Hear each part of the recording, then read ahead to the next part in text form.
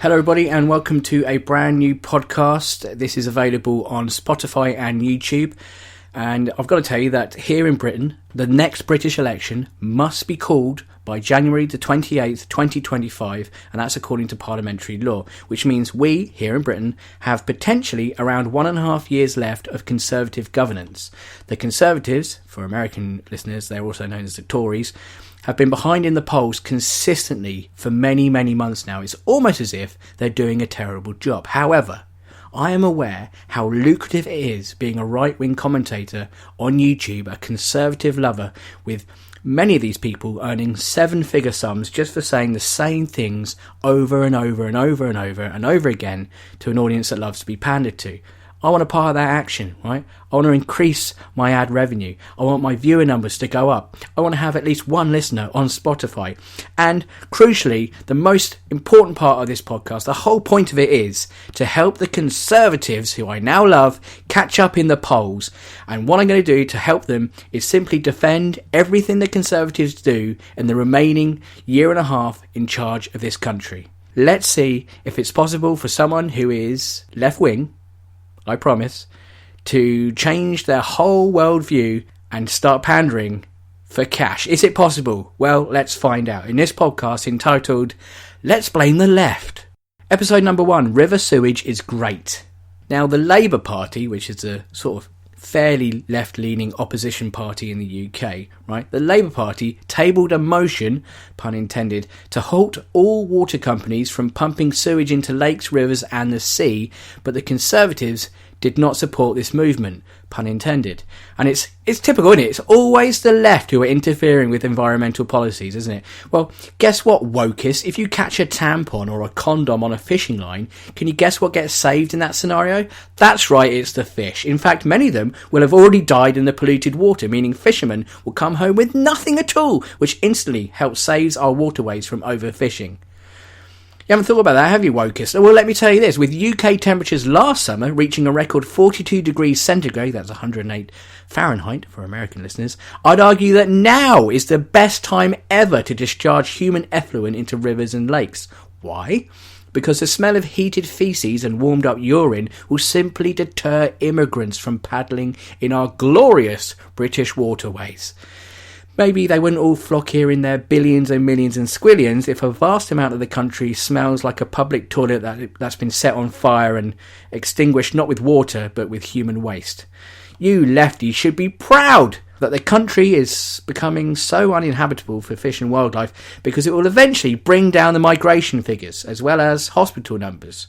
If you think about it, it will, because if you swallow a turd whole, you die instantly. Is what my mates told me, and therefore you don't need to clog up our already full hospitals because you'll be dead. Yeah? Granted, when I say, quote, migrants and, quote, will die of poo ingestion, end quote, I am mostly talking about ducks and other water birds at this point. But it's a start. You know, maybe we can move on to human migrants being asphyxiated due to poo. Maybe the human migrants, who are in the future, according to the Conservatives, going to be housed on barges, which I think is a great idea, by the way. Maybe they can be encouraged to have a paddle occasionally in the water beneath them. That should halve the numbers of migrants pretty quickly, I think. If we simply got rid of the core of human rights, and I know a lot of people say this out loud like it's an easy thing to do and it's logical, but I'm on their side now, and why not? Why can't it be logical? I mean, apart from the fact that we're not going into that, but if we could get rid of the Court of Human Rights, right, we could actually pump more sewage into our rivers and then make children swim in it, yeah? How do you like that, Brussels, yeah? That would really put the EU in its place, won't it? But if you're British, right, good news, you can still use the rivers. In fact, I encourage it. Especially for British athletes, right? Because if a turd floats up at you when you're practicing your triathlon swim in a river, don't see that as a bad thing. Use it as motivation to swim faster than ever before into an area with a bit less untreated raw sewage in it. If anything, as long as you can avoid fecal illnesses such as hepatitis, E. coli and gastroenteritis, the speed at which you swim away from turds can actually make you stronger and fitter. And your only worry will be how you can afford all the shower gel that you'll need to stop you stinking of fecal matter. It's just a small issue, really, if you think about it. Come on, triathletes, you can even use the thought of a river encrusted with feces as motivation during the next stage of your triathlon event, because you can literally run away from the nightmare you just encountered, and the faster you run, the more sweat can dislodge the poo covering all of your skin. It brings a whole new meaning to the Brownlee brothers, doesn't it? You'll have to Google that one, Americans. For too long, Britain has languished behind all the other nations in the Olympic swimming competitions, but by pumping raw sewage into the lane held by the British athlete, we will see that person swim faster than all the other competitors and bring home the gold, which by that point will be mostly brown, but still. So there you go, many reasons why covering our rivers in shit and pollution and runoff from farms and tampons and condoms and anything else you could find in the sewer is a good thing.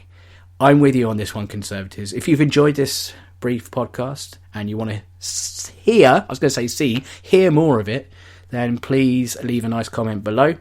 It's a bit bold to say this on the first episode, but if you really loved it and you want to give us $1 on PayPal, the links are below in the description box. And other than that, do subscribe on YouTube or on Spotify. Until next time, this has been Let's Blame the Left. I'll see you soon. My songs acknowledge the heroes that need honor and the promise we demolishing all Confederate monuments. I'm noticing how these Nazis become congressmen. They're softer than some moccasins and way faking in college. And it doesn't matter if they scholars or got doctorates or hiding behind fake names like Tommy Robinson or bombing them.